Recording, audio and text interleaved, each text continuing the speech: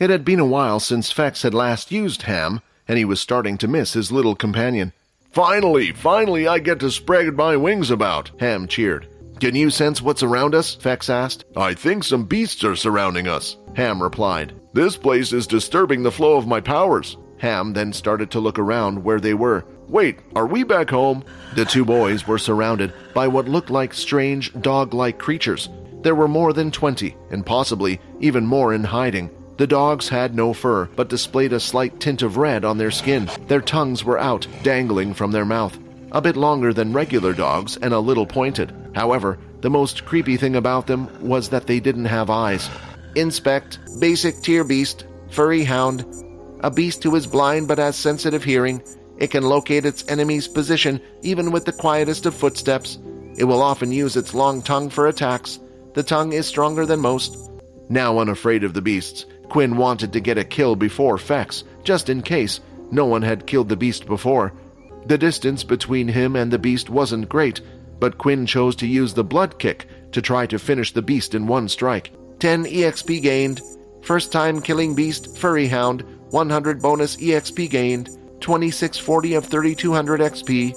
Ham above, Fex shouted, and immediately Ham flew up in the sky. Fex then leapt in the air and attached one of his strings to the ring around Ham's nose. From above, Fex was easily able to see his targets. As he detached himself and started swirling down, he precisely knew where to throw out his pieces of string. Hard-earn. As the strings fell, power surging through him left his body and was inserted into the strings, now making them just as hard and sharp as a sword. 5 of the hounds were killed in an instant. Finally, all the hounds in the area were defeated. Fex had defeated 15 of them, while Quinn had 8. 2720 of 3200 EXP. After defeating the dogs, Quinn decided to collect the crystals. Boss, you're not planning to head to that tower, are you?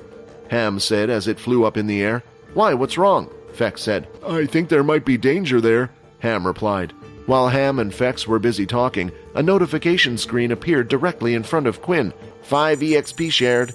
It was a message that he had never received before, and he found it strange that it came up while he had done nothing. Quinn would gain EXP as long as Peter had killed something and was nearby. Without thinking about it, Peter and Sia followed Logan around. While they were inside the cavern, Logan continued to walk confidently, leading the way. He knew exactly where he wanted to go, as he picked one of the tunnels without checking the others. While traveling, their group also discovered the same type of blue crystals embedded into the wall. Naturally, Logan decided to take one for research, but he already had an idea of what it was just by looking at it. After exiting the tunnel, they too could see the magnificent sight of the strange town, and although it came as a surprise to the other two, Logan had already expected this. It was exactly what had come up on the scanner. The one visible place was the tower that stood in the center, like a beaming torch in the middle. It had the most amount of crystal on the very top, illuminating it in the dark. However, while using his scanner from above, he could see all the building structures and things around it, but he was unable to see what was inside the tower. As they got closer to the tower, Logan transformed his robotic arms into 2 round blasters. While scanning this area earlier, I found that the beasts seem to be concentrated around the tower. Strange, right? Low-level beasts don't usually have a form of high intelligence. They hunt, sleep, and eat.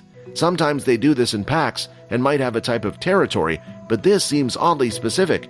In a place as large as this, and with many beasts, usually they would be several territories and maybe several packs. So why are they all centered around the tower? As if they were guarding it or gathering around it for some reason. As they continued to walk down the street, suddenly, Peter ran straight off to the side into one of the buildings. A few moments later, and Peter returned, holding what looked like a dog in his hand. Black blood splattered over him, and the dog was carried, lifeless. "They've been following us," Peter said, "and more are coming." It didn't take long after Peter's warning, because Logan and even Sia could now see several dogs in view. Without hesitation, both Logan and Sia started to attack the dogs. She threw out spears, slowing the ones jumping towards her and leaping out of the way. Both Peter and Logan could see there were still plenty around them. Still, they didn't run away but stood there at the edge of the street next to the buildings, growling. On closer inspection, it seemed like the dogs were no longer looking at them. Instead, they were facing the street, looking out towards the tower in front of them. From the street, the sounds of footsteps could be heard. Whatever was coming towards them was frightening the beasts even more, because with each footstep, it looked like the beasts were pulling back slightly. After collecting the beast crystals from the defeated hounds, Quinn suddenly received the message about obtaining EXP. He had figured out that the EXP he just gained must have been from Peter. This meant one thing: Peter was close. Quinn was still unable to sense Peter's presence like he could when he was above ground. Quinn wanted to go searching for Peter. 5 EXP shared. The message just confirmed that Peter was still in combat. So Quinn picked a random direction and headed off. Slowly, Lila's eyes started to open. Her vision was blurry at first, but what stood out to her was the pain in the back of her head. "Are you okay?" Vordan asked. "Get away from me!" Lila said in a panic. She pushed her feet off the floor against her, and once again, her head had banged into the wall.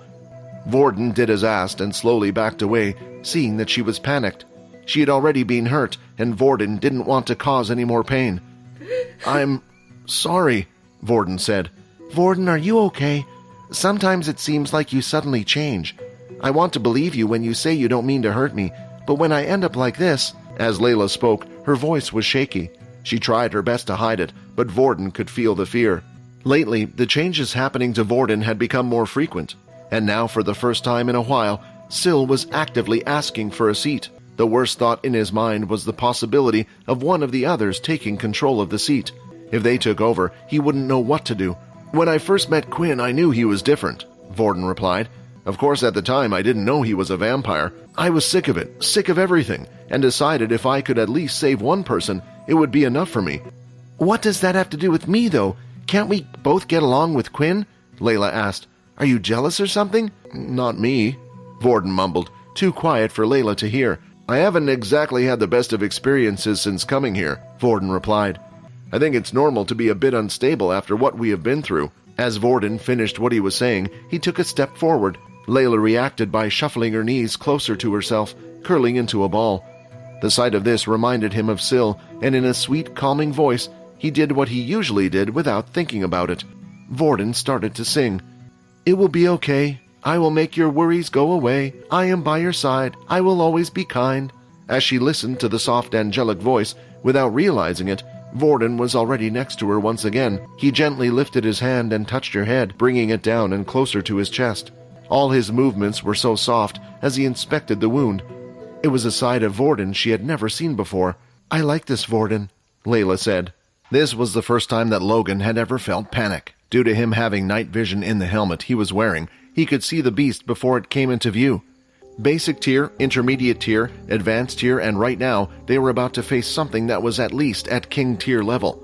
Throughout history, whenever a beast that had a humanoid shape was discovered, it would at least be at the king tier level or above.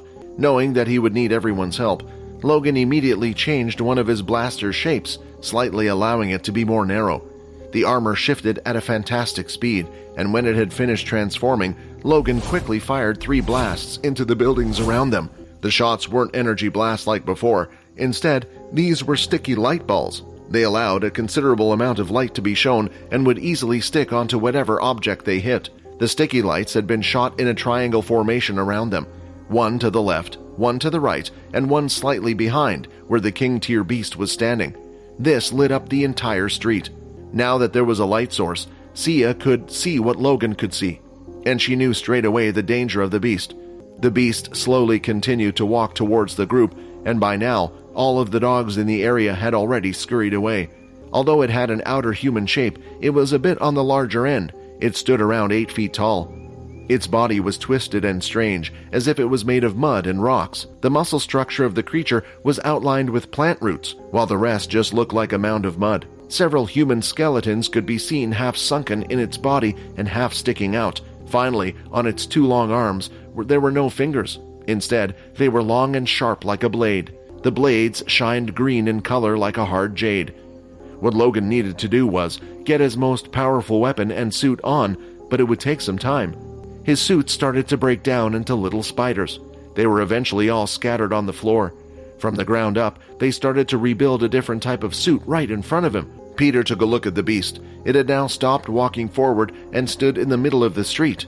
It placed one of its bladed hands in front of the other and scraped them against each other. A slight screeching sound could be heard as the beast continued this process.